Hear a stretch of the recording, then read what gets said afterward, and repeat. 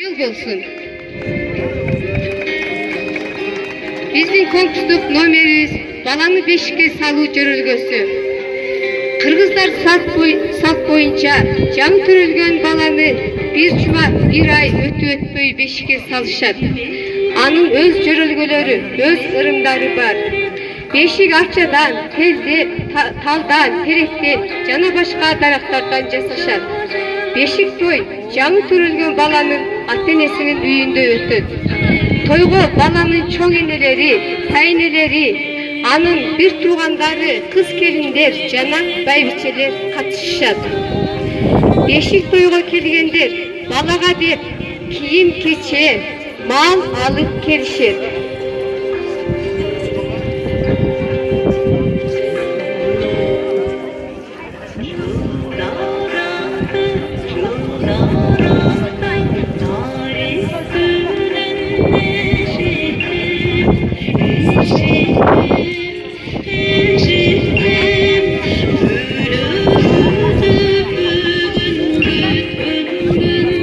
Bir, iki, üç. Bir, iki. Tören iki.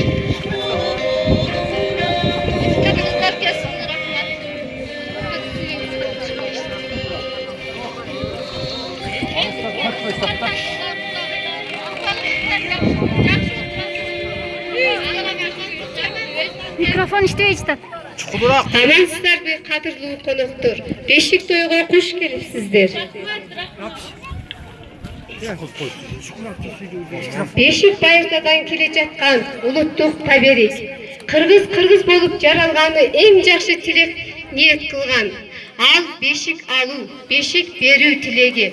Бул ырыскулуу салт ар бириңиздерге буйрусун. Бешиктин маанисин кыскача айтып өтөйүн. Байыртадан кыргыздар бешиктин баланы өстүрүүдөгү ролун жакшы билишкен. Бешикке бөлүнгөн баланы арка омурткасы түз өскөн. Кандай гана ысык суук болбосун, ысыбай да, үшүбөй да бирдей абалда жаткан. Көчмөнчүлүк жашоодо баланы бешикке бөлүп, ат минген энеси атка өңөрүп алган. Бала уктап кете берген. Бешикке жаткан баланын алды кургак болгон, суу өтүүдөн сакталган. Бешикке жаткан балдардын бою узун болгон. Акча бешикке ар кандай чымын-чиркейлер, курт-кумурскалар жолой алган эмес. Баланы бешикке бөлүп алган энеси өз оокатын кыла берген.